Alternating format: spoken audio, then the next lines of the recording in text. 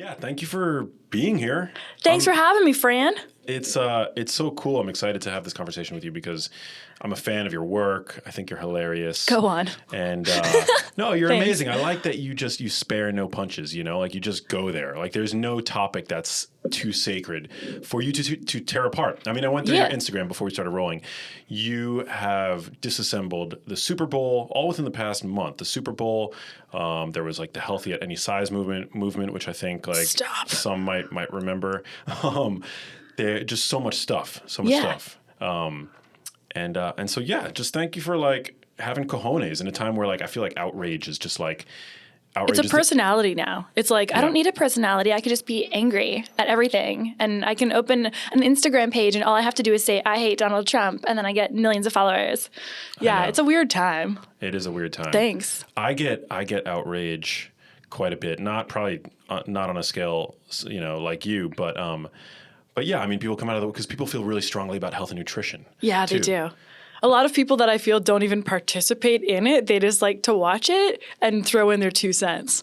I think that happens a lot in your industry, at least. Yeah, everybody has an opinion. Yeah. No matter how valid that opinion may be, everybody has one. Everybody's like an armchair nutritionist. Yeah. It seems, in my world. It's true. And that's actually how I found you, was I was like, oh, this guy talks some shit. And you weren't scared. Like I saw you in your stories. You were not scared at all to go against people. And I feel like you actually like poke at the bear as well. Yeah. It's fun. Yeah. Isn't it fun just to troll people back a little bit when they're stupid? It's so fun.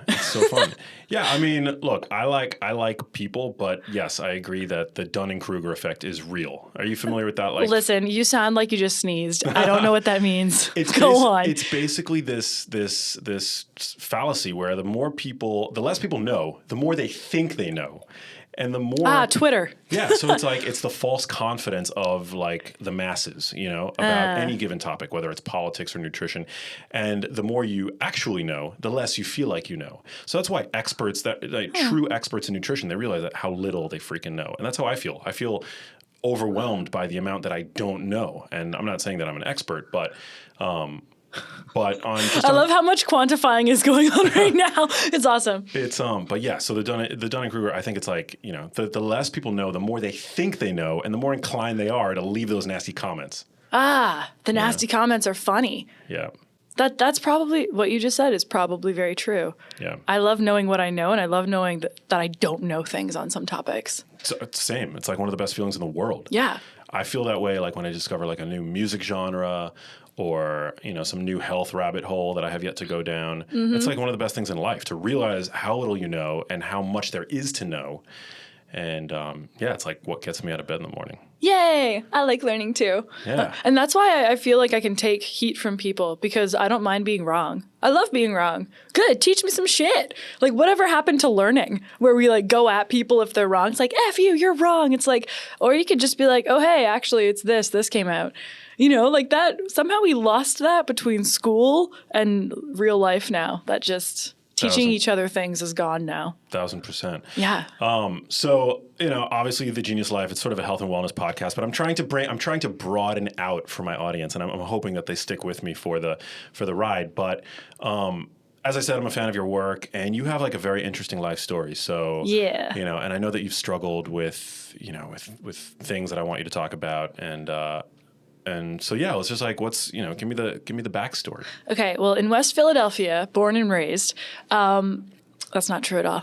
From Canada, I know the backstory that you mean is probably in terms of like the car accident and chronic pain stuff that I went through. I didn't know about that. Oh, until recently, like when I told you, for real, you didn't know. No. See, I feel like every time I go on shows now, they know about that, and that's like the first thing they want me to talk about, and I'm like, all right, let's do this again. But yeah, 2008, I was in a car accident and ended up disabled for most of my 20s and in insane chronic pain from nerve damage to really bad TMJ, so bad I couldn't chew food. I clenched so hard in my sleep that I broke my own teeth and woke up with teeth missing. Just crazy, crazy chronic pain and overall nerve damage and fibromyalgia and all these other things. Head injury was super bad too. And then it wasn't until I ditched most of Western medicine and went my own route and incorporated mindset training, like hardcore mindset training in positivity, like 4 to 5 sermons a day, at least 2, on top of motivational videos all day, sticky notes all over my whole house that said, you look great, you're getting better every day. Here we go. Here's the thing we disagree on. I went on a super alkaline diet, and I know, but my swelling finally went down after 7 years. Wow. So maybe like the alkaline water in those plastic bottles, maybe that's not the best for you. I personally carried around a bottle with little stones in it that made my water alkaline after a certain amount of hours. And I do still drink alkaline water and try and stay super alkaline. I know it's not your thing. Is this alkaline? I don't even know. I don't know. I don't know if this one is. Actually, I think it might be. I don't think so. Here's the thing. If somebody shows me, well, first of all, if somebody tells me that alkaline water has helped them, I'm like, amazing. Cool. I'm not here to throw stones and to be like in the water bottle. Yeah, but what was it about the diet? Did you change your diet, or you just started changed my diet completely. Okay. So that actually came from the head of the chronic pain clinic in Toronto, and they were like, they were the first ones who said they could get me slightly better after I was told I'm disabled forever. They were like, "Will you listen to everything we say?" I'm like, "Yeah, sure." And they were like, okay. They started me on nerve block injections, and those changed my life. Do you know what those guys are? No. So basically, it's a Japanese needle about yay big, and they stick it directly into your nerves, especially where you have trouble spots, and inject the same stuff that you get at the dentist to like freeze your mouth. Oh, it's painful as fuck. Sorry if you have to edit that. Damn. Yeah, it's so painful. It's insane. It's like an X-Men hospital. Almost looks like a warehouse in a weird way. Yeah, but they would inject me with those every 3 months-ish, just so I wouldn't feel so much pain and I could start to be physical and heal around it. And I went super alkaline, and that's like from my diet. So foods that you know to be super acidic, what they told me, at least what they believe, is that when your body's in so much chronic pain, you're producing so much more acid. Your muscles, your nerves, everything is just going fucking crazy at that point. And I switched to super alkaline, watched every single food that I ate, only ate what they told me to, had alkaline water, and my swelling went down for the first time in 7 years. Like, I was so swollen and puffy for 7 years. It was crazy. And then it went down. So I tell other people about that too. Hopefully it works for them. But I tried everything that you could think of, like tapping, and I did like the nerve blocks. I did hypnotherapy. I tried everything to get through chronic pain. And it wasn't until I started switching to a super, super healthy diet and tons of antioxidants too, did I see anything help, and took myself off all the drugs. I know, people say don't take yourself off drugs. Well, I did. And I poured them all down the drain. And it's probably not smart when I think of it now. But yeah. A lot of doped up fishies out there. Yeah, totally. I also have like a big container of all my old pills too. Other ones I dumped out. I'll make them a mural one day. Wow. Yeah. So what are the foods that you added in, and what are the foods that you cut out from your diet at that time? So I took out sugar. I know we agree on that one. So sugar was gone. Lots of leafy greens, lots of lemon and lime on everything too. Definitely tons of blueberries. Like, I was eating so many blueberries, it felt gross, but it was helping for my brain to heal too. Not a ton of red meat, because that would put me over, as they said, on the acid side when I want to stay closer this way. No to the tomatoes, yes to the avocado. There was a whole giant list that I was given, and I just stuck to it, and I did not cheat. And then I felt a lot better really fast. Wow. And like, no gluten, dairy, or soy either. And I still, no gluten, dairy, soy. And when you say that you were like disabled at the time, what did that look like? That looked like living in bed or on the floor. Wow. Most of my 20s. Yeah. That's why when people talk to me, they're like, why do you like say whatever you want? I'm like, because I can. Because I've lived in the bullshit before. Now I want to tell the truth. And I've been super sad and super depressed and lived on the floor of my grandma's house for years, where it smelled like cat pee. There was a little old cat that used to live there. Like, it was awful, but laying on the floor was the only thing that was comfortable for me. So I would just lay there. I would wake up. I'd be in so much physical pain, like from back injury, neck injury, shoots down your hands because of the nerves. This hand still gets a little claw-like, but whatever. I got me claw, like Hook. And I would just lay in bed or lay on the floor all day long. And that was my life. And try not to swallow my teeth. Like, it was just such bad physical pain. I'd shake like I had Parkinson's from so much nerve damage. And then after a certain amount of time, your body just kind of checks out. If you're in so much physical pain, it just just stops working, and then you can't sleep. So as you know, that makes everything way worse. So after not sleeping for about 5 years properly, everything else was worse because then your functions just start going. I know, like like chronic sleep debt. It's such a big problem. It's like being drunk and high. It was like, but all the time. I don't even want to know what I tweeted back then, but I'm sure it's up there.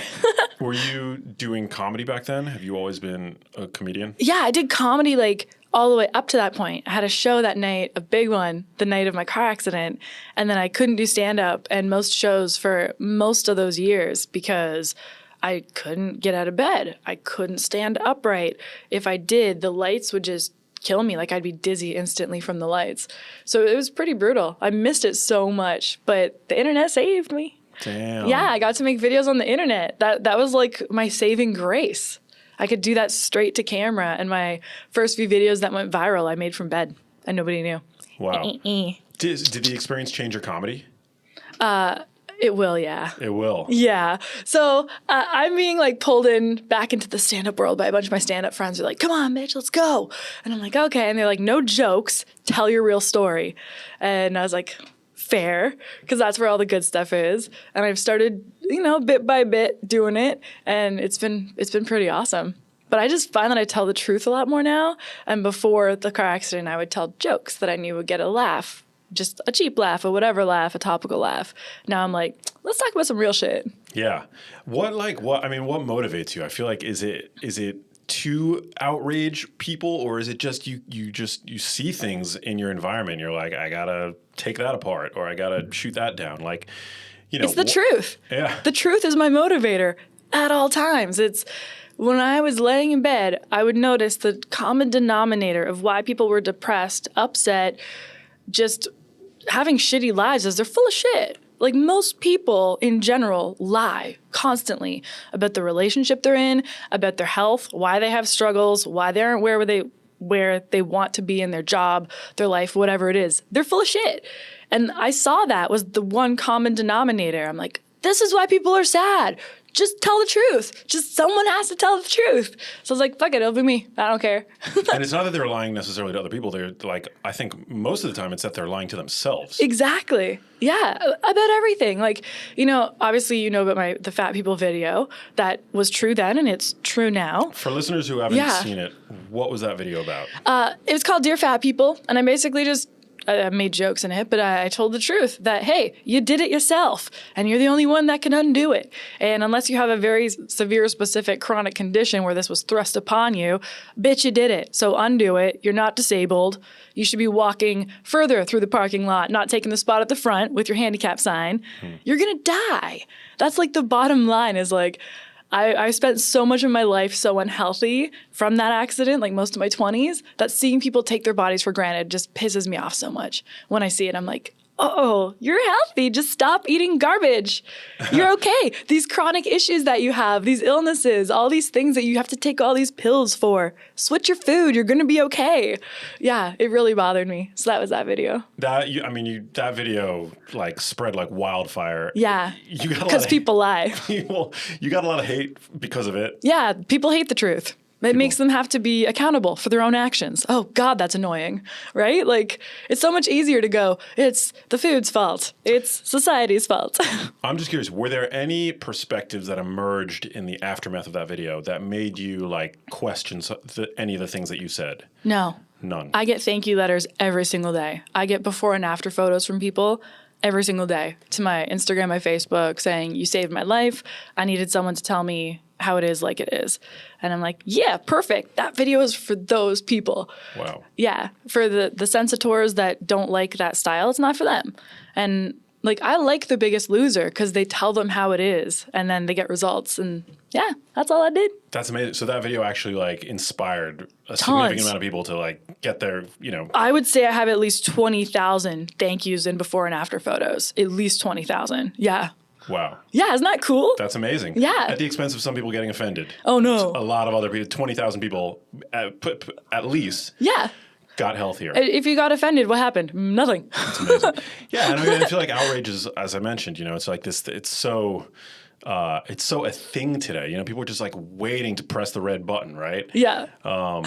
It's so stupid. Yeah. Like, sometimes it is funny to troll people now because it's just like, you're not really mad, you're pretending. Let's see how far you'll pretend that you're mad at this. Because you're not. Like, even the Super Bowl, like last week, I don't know when this is going to air. So, time machine. Yeah, the Super Bowl, getting mad at Shakira and J-Lo for being hot. Shut up. What was the story there? I didn't actually watch it. It's okay. I didn't think you would. J-Lo and Shakira did the halftime show. It was lit. And everyone was, not everyone, the censitors on the interwebs were mad because they're attractive women that were shaking their big old gorgeous booties. It was the highest level dancing that can be achieved by professional dancers with the top dance crew in the world, the top choreographer in the world. It was spectacular. It was stand up and cheer amazing. And then the internet was focused on, well, they were in little outfits and that's inappropriate for my kids who are watching. It's like you're watching a bunch of dudes that bang heads to give each other concussions and then beat up their wives after. So really we're going to, like, you know, whatever. Not all football players do that, but like, come on. No, but I mean, I have my feelings about. I'm not into sports, and I've commented on my Instagram in the past that like I think boxing, for example, is like insane. You're watching people get head injuries. Yeah, it's insane. And enough people like sports and whatever. I don't place judgment or anything like that on. You should judge more. It's more fun. No, I mean I'm whatever. Like everything that we do has risks, right? Like I could like skiing, and I'm significantly increasing my risk of death by skiing. Hell no, I don't actually like skiing, but just anything that you do, going to the gym, you're risking. There's a significant risk of injury. But pulling a muscle. But yeah, I completely see what you're saying. Like, yeah. It's just silly because like Adam Levine was shirtless last year and he looked great. He looked super hot and that was fine. But these girls, they were in thongs. No, they weren't. They were in 3 layers of nylons and then a unitard and then a bodysuit. It was a dance costume like you'd see in Cirque du Soleil. And people are losing their minds a whole week later. It's really funny. Why do you think this country has such a puritanical view about sex? Because they're not getting laid enough.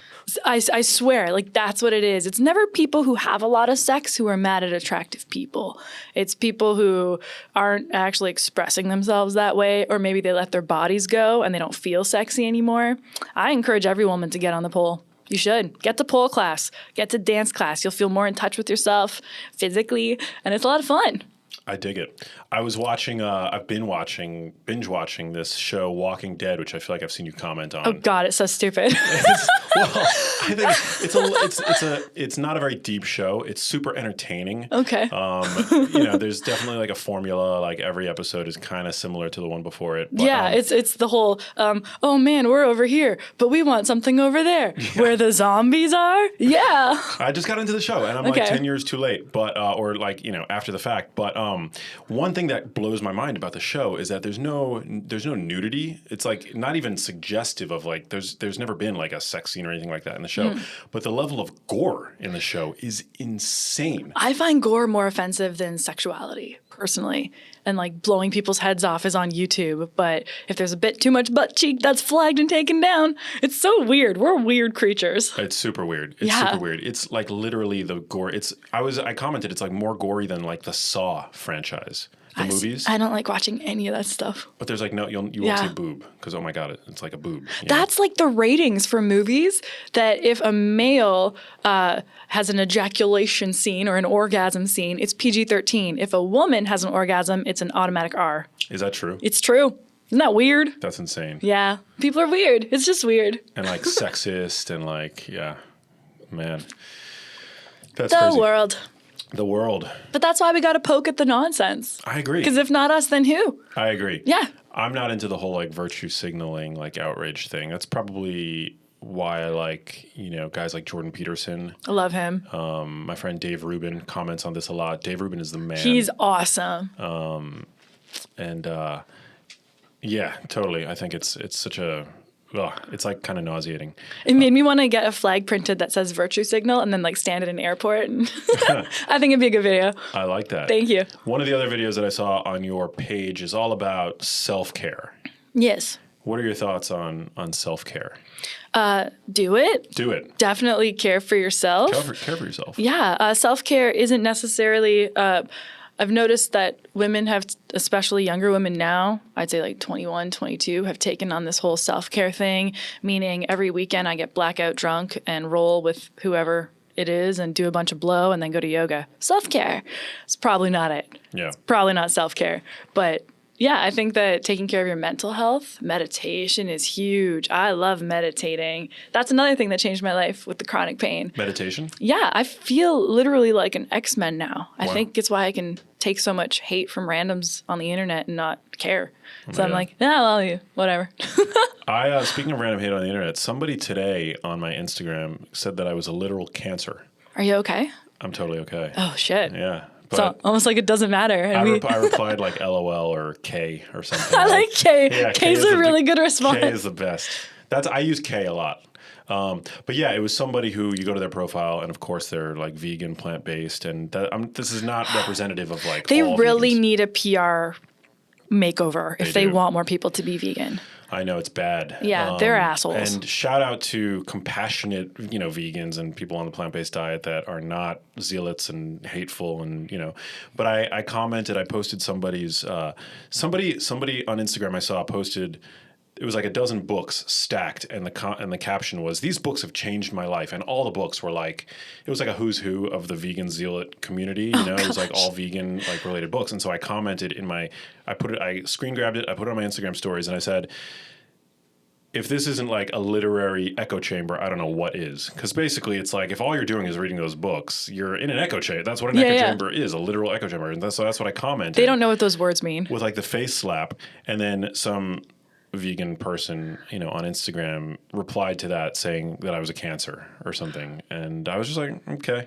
They probably have kindness in their profile. Right. Those are my favorite. Those Yeah. are my favorite people because they literally do have be kind to everybody in their bio and like kindness first and Christian values and all that shit. They're the meanest. They're the meanest on the interwebs. They can be so hypocritical. It's funny. Yeah. It's really, there's weird subdivisions of characters constantly going on the Instagram and on the interwebs, and I think they're all hilarious. Yeah. I really can appreciate them. I got an influx of we'll call them the trailer trashes today on Twitter. Gosh, they're funny.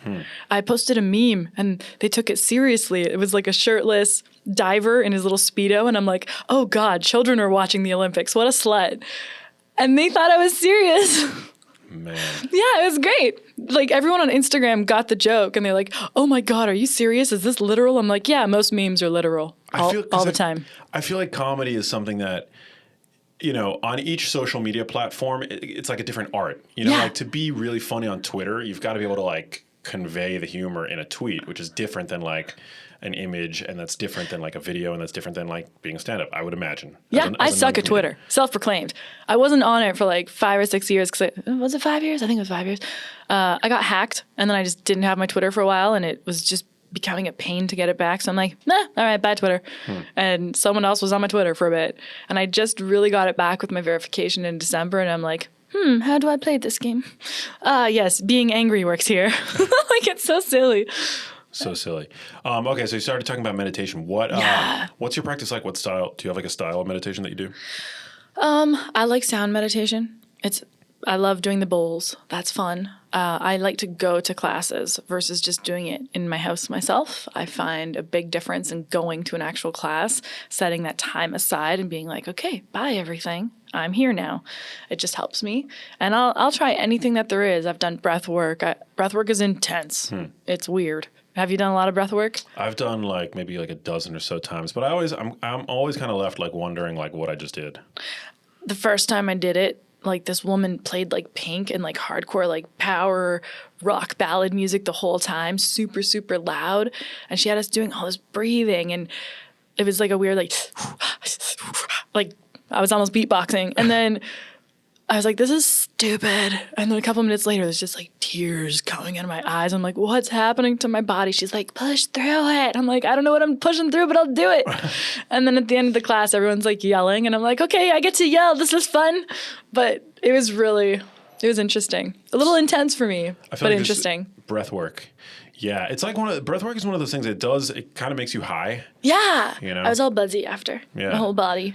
But yeah, I just don't know, like, yeah, I've always kind of, like, I've never I don't know. No, like I'm sure people listening are into breath work, and I don't want to take any away from them or practitioners or whatever, but I've just never kind of understood like what, like how it's different than like getting a really good workout in and, oxygenating your body that way. But it was weird. It did make me buzz. And afterwards I felt like exhausted and awake. It was really strange.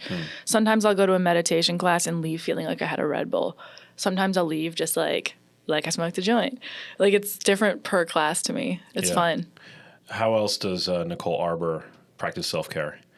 Are you able to work out with your injury? I can start now. Really?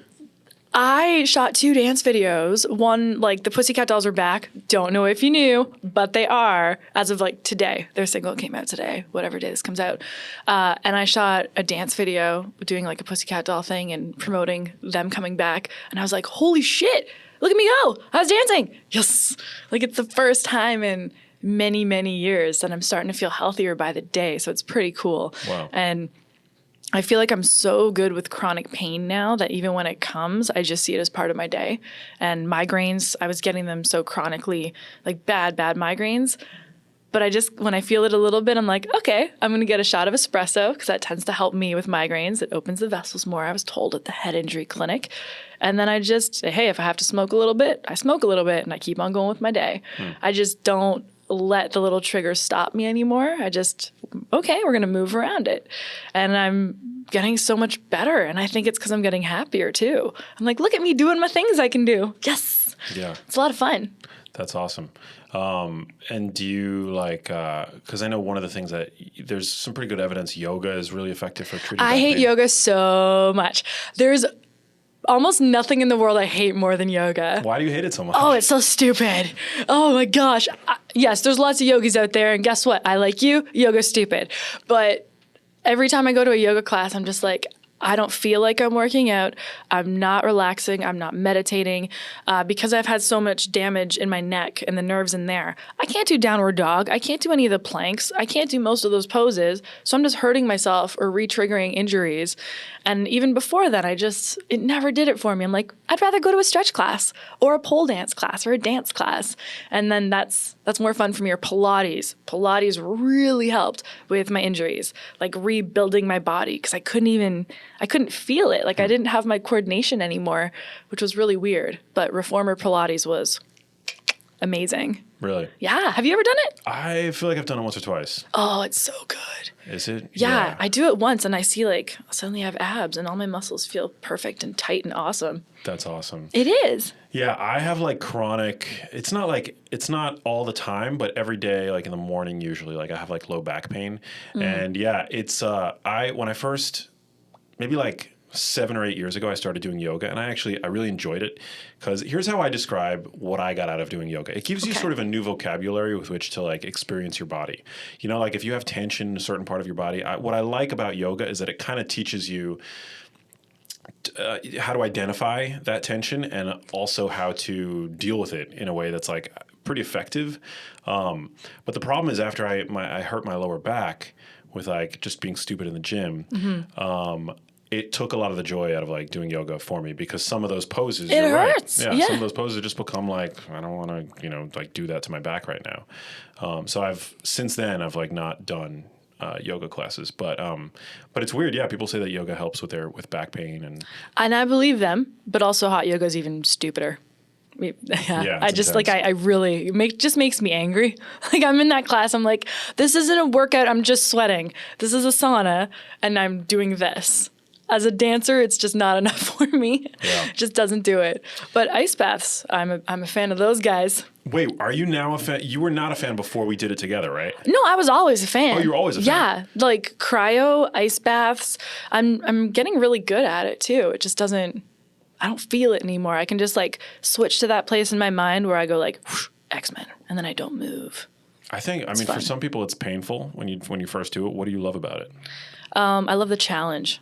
That's what makes me happy is like I've been through so much physical pain that I almost like the challenge of this is going to hurt. Like shooting a dance video the other day and waking up so sore. I'm like, oh, this is muscle sore. This is good. I can't squat down. dope. This is, you know what I mean? Like, I did this for a good reason. I like that. I know it's good for me. And then I feel so much better after. So I'm not going to move. And I practice. It's like another meditation. It helps with your pain, right? Oh, yeah. Like instant. Like your inflammation is like, yeah. And then you're a human again. It's fun. It's amazing. It's like it's my a reset. favorite. Yeah, totally. It's like my favorite thing to do, pretty much. Like that and sauna. Have you done the sauna? Switch back and forth? Switch back and forth? Oh, yeah. That's the best. It's the best. Yeah. I'm like obsessed. It's funny hearing you because you are kind of, you're a holistic dude, bro, I'll call you. I think that fits, I think, because you are like a masculine dude, but you're all holistic and like health and wellness and stuff. And hearing you be like, yeah, that's like my fave. It's funny. It's funny. I love it. I mean, I just think it's like, you know, it's one of those things that like, yeah, like you said, it's like an instant. You just feel it, you know, like when you get into that cold water, mental acuity, it's like a laser. Oh, it's the best. Even mood, like for mental health. I think it's like so, if I'm like anxious or depressed or just like moody and I do the cold plunge, I feel like I'm reborn. It's the best. Yeah. I agree. Oh, do we want to talk about mental health? Let's talk about mental health. Okay, because I have some thoughts on that stuff too. I'm there. We're here. So I had severe depression, especially during that time, which some people would say, oh, well, that was just situational depression. Cool, but it lasted for many years, and I got to that point of suicide. And I know that everything physiologically was changing in me, but also life just sucked so bad, and I was told I wouldn't get better. And I was put on all these different prescription drugs for years, and they wouldn't even let me try the natural remedies, they being the insurance companies, until I went through all these drugs. I was not suicidal until I was put on these drugs that are for mental health. And I am just so against them now. Like, I believe you might need a certain kind of prescription to help you for a little bit of time just to reset you, but that is not a long-term plan ever. That is my thought on it. And I jumped down the rabbit hole mostly because I had nothing else to do about these pills and what they do to people, because I saw a dragon in H&M one time. Wow. Straight up dragon. And then all the there was skeleton heads on the mannequins chattering and telling me to kill myself because the pain won't go away. Like, that's messed up. That's insane. It is insane. And I could hear a voice in my head that wasn't my voice telling me to kill myself because the pain won't go away. And I knew enough to go, oh, this is not good. This is a different voice in my head. And I had my boyfriend at the time take me to the hospital. They were like, what do you want? I showed them the bottle. They're like, oh, yeah.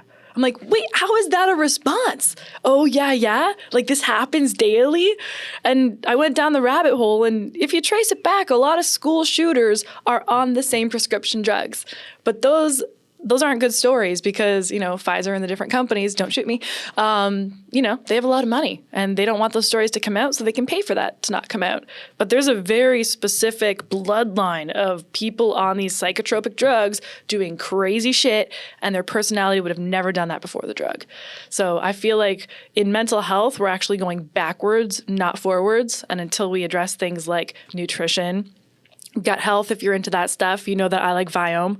I'm into the gut health thing, you know, especially though nutrition, gut health, and actual emotional wounds, that's important to deal with. That's mental health structure, and physical activity helps with mental health. Throwing pills at people doesn't do shit, to me at least. Yeah, no, I mean, I couldn't agree more. What was the drug that they had prescribed to you? What do you want? That one at that moment was, come on. Topamax Sprinkle. That was the name of that one. And they just throw drugs at people. They're like, hey, how about this one? Oh, you reacted weird? Try this what's it called? Anti-seizure medication. I'm like, I don't have seizures. They're like, yeah, we'll see what happens.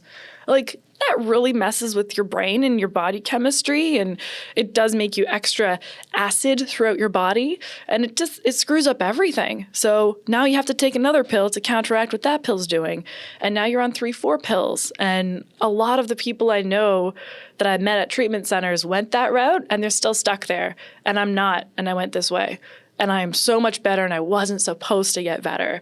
So that's my story. Wow. Everyone has their own. Do your thing, but I'm better. So maybe explore what I did. And that's so maddening, you know, the fact that you know, as you say, you didn't have like truly informed consent. Oh, no. Right? Like they didn't, I mean, I'm imagining your doctor didn't let you know about all those various risks. No. At the time, he probably thought that the benefits were going to outweigh the risks. I think doctor's appointments are about 10 minutes long, and they have 3 to 5 minutes to talk to you, say what's wrong today, how you feeling today, look at your chart for 2 to 3 minutes, and they have 2 minutes to sign a piece of paper to prescribe you something. The whole medical industry is fucked right now, and it's not there to help people get better. It's there to move people through the office as fast as possible, make that money, and get people on drugs because they get a kickback on it. And that's just the truth. So, that's what it is. And the pills that it causes depression. I'm like, why would you give me a depression pill that causes depression? Just riddle me that, Batman. I don't, it didn't make any sense. Yeah. It was really maddening. I feel bad for people that are stuck in that loop of dealing with insurance companies and chronic pain or chronic illness or mental illness because they're not given help. They're given pills. Yeah, I experienced the exact same thing with my mother, who was very sick for many years, and she was also on those antidepressants. And one of the things that I didn't know, that I only found out when we were trying to wean her off of them, is that you can't just stop them. No, you can't. I weaned myself off. I don't suggest everybody do this. I'm not a medical doctor. Okay, don't sue me. But I weaned myself off because I went, no, I can't do this anymore. And when I was taking 2 pills a day, I started taking 1.5. And then I took 1. And with other drugs, I went cold turkey because I read that some people had done it. And then I just stopped taking it. And then I was in a lot of pain. And then I got used to being in a lot of pain. We have this weird thing where we think we're not supposed to feel anything as humans. It's okay to feel pain. It's okay to be upset. It's okay to be depressed. You have to feel things to go through them to get to the other side. And I think that we're missing that component too in helping people get through things, is saying, oh, you have a bad feeling, let's fix it. It's like, no, let's work our way through it, Yeah, 100%. I mean, my own experience with chronic pain with my lower back, like I rarely will, even when I'm in pain, I will rarely take pain medication. And look, I'm not saying that everybody should be like me. If you have a pain condition, treat your pain if you need to. Like there's no judgment on people who take pain, because my mom was in a lot of pain at the end of her life, and we were just giving her all the meds that she needed to be comfortable, right? But for me personally, when I'm I'll have to be in such severe pain with my lower back before I take an NSAID or aspirin or acetaminophen. I spend so much of my time these days, like when I'm in the gym, like trying to strengthen my core and my lower back and my legs and my abs, and to help kind of get treat myself from a more functional standpoint, as opposed to just putting a Band-Aid on the pain. Yeah, it doesn't help. Yeah, but for real though, people that need what they need, do it, but also have a plan. Like, your pills shouldn't be the end all be all. It should be, this is helping me for this much time to get to this. And you should be taking those pills to help you get your body moving again, because when you're in less pain, then you can get physical, and then you're going to heal everything around there. It has to be an actual structure to it. That's what I really think is missing, is just Band-Aid. It's like, and then what? There's no and then what. Yeah. So what are you doing these days to, procure better mental health for yourself? I mean, what is it? Well, yeah, just tell me. Because I also feel like a big problem today for many people is like social media, and you have like a huge social media following. And not only that, but you have set yourself up so that you're constantly on the receiving end. You know what? I'm not really, though. Like, I don't get a lot of hate messages. Really? Yeah. Like, it came at a wave, and it came at a wave again, and it came again. And it's almost like they were like, fuck, we can't cancel her. This bitch is a cockroach. And I'm like, I am. You can't cancel me. And then they kind of gave up. Like, I checked off, like, cancel her bingo. They're like, homophobic. I'm like, yeah, right. They're like, racist. I'm like, nope, that didn't work. They just like went through all the things, and then they gave up, which is what happens. So, but generally what I find is like super hard on the mental health is scrolling instead of communicating. I think when we feel emotions, we go scroll crazy. It's just our thumb is our friend, and our phones are our friends now. And yeah, I do that too. I catch myself. I'm like, oh wait, I'm upset, so I'm scrolling instead of dealing with what's going down. And yeah, I block people. I didn't used to block people. I'm like, no, I have to stand strong in this. And I'm like, I don't have to deal with shit. Block. You're not part of my life. I don't know you. Fuck off. And I think that everyone should adopt that attitude. Like, whoever it is, you, fuck off. And telling the truth, God, that helps me. Because for so many years, and not to get into, all the patriarchy and all that stuff, I don't go that far with it. But I just know as a woman, I was groomed to be cute.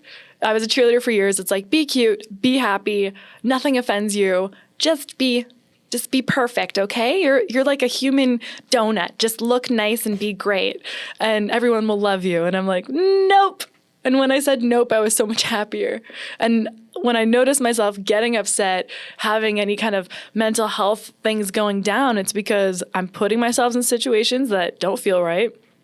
I'm around people that aren't awesome, and I know they're not awesome because of the way I feel around them, or I'm getting sucked into drama that doesn't involve me. I think because of social media, we're little gossip girls, all of us now. We're like in celebrities' gossip, and we're in random people's gossip, and, oh, this person's together, they broke up, whatever. It's just like, let's just shut that out and focus.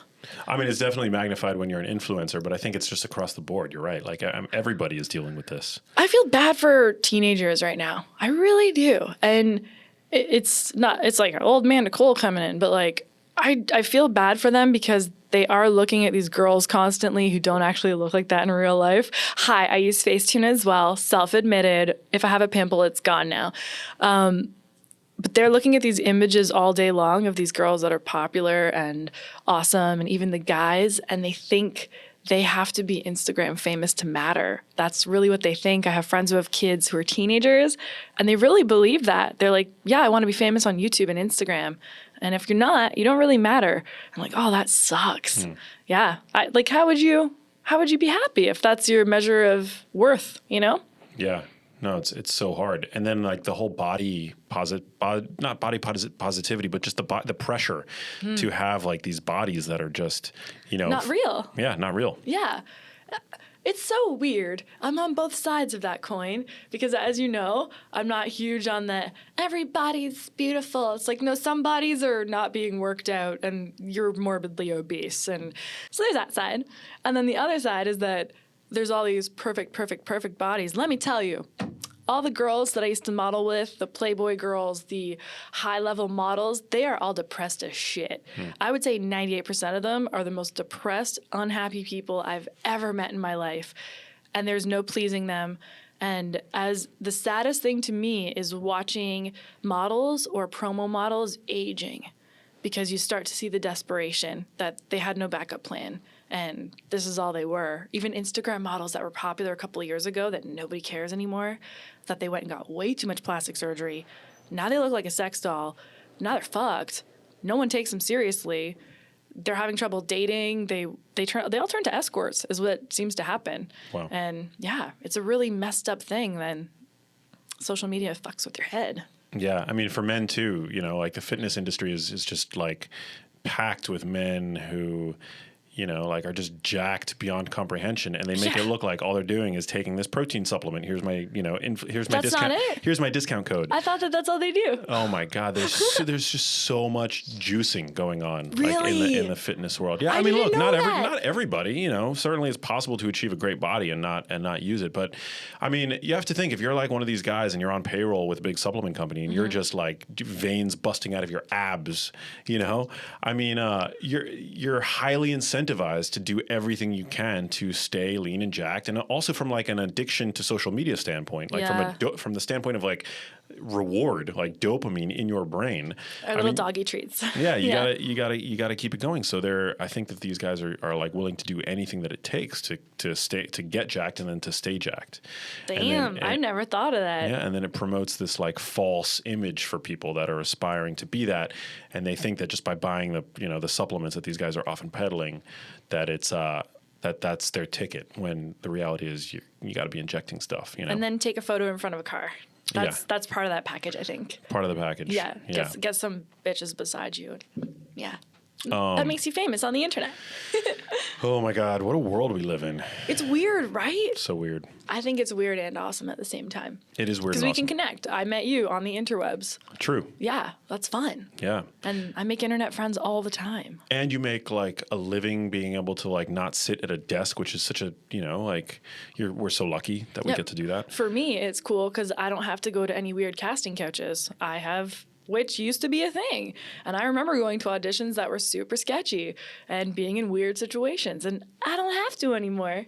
It's awesome. Damn. It's great. It's really helped girls a lot, I think, even in the modeling industry, because they can have their Instagrams or their Twitters or their whatever and never have to deal with a creepy dude except for some comments. It's awesome. Yeah, the comments I would imagine get really creepy.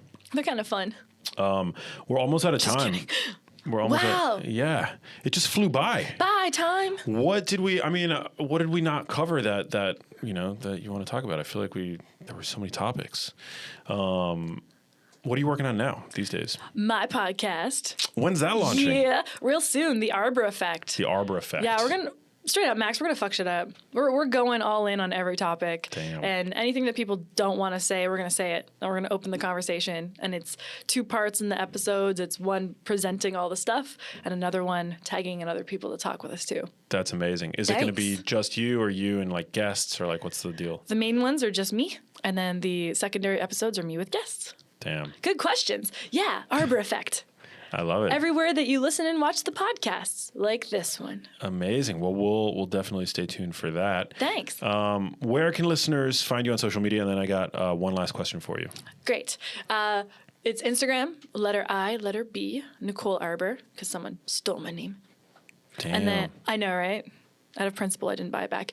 And then Facebook, it's facebook.com/Nicole Arbour fans. On YouTube, it's Nicole Arbour. And Twitter is Nicole Arbour. Yay. And we got a video that's like launching, I think, soon, right? Yeah, I'll put that out the day your book comes out. Oh, man, so excited. Woot woot. It was silly. We were silly at your house. But I think we got some really good stuff out there, some good, like, actionable takeaways for your audience who might not like know where the best sources to go to for health information is. When you go clinical Max on me, it's really fun. When you're like, chill Max, and then you're like, yo, clinical Max is here. Clinical Max. Here comes your facts. And it's really fun. Max facts. Max facts. Well, this was so Max fun. Faxter. I really enjoyed having you on. And the last question that gets asked to everybody on the show, it's somewhat more philosophical. But what does living a genius life mean to you? Using your head no matter what everybody else is doing. Yeah, making decisions for yourself, even with the influx of information, sorting through it and going, this is what's best for me.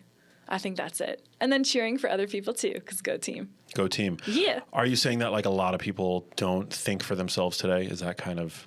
Yes. Yeah. That was me being a sheep. I like that. Thanks. Yeah, I think most people... Yeah, it would be safe to say most, because it's a lot safer to go with the crowd at any given moment. You don't get, online hate, maybe people at work disagreeing with you, family members. It's a lot easier to just go with the flow instead of being your own genius, taking in the information and being your own person. Yeah. And that's why I surround myself with geniuses like you. Damn. Yeah. Well, I'm honored to be in your inner circle. Thank you, Nicole. Hey, same. And this was fun. Thank you guys for tuning in. And we will catch you on the next episode. Peace.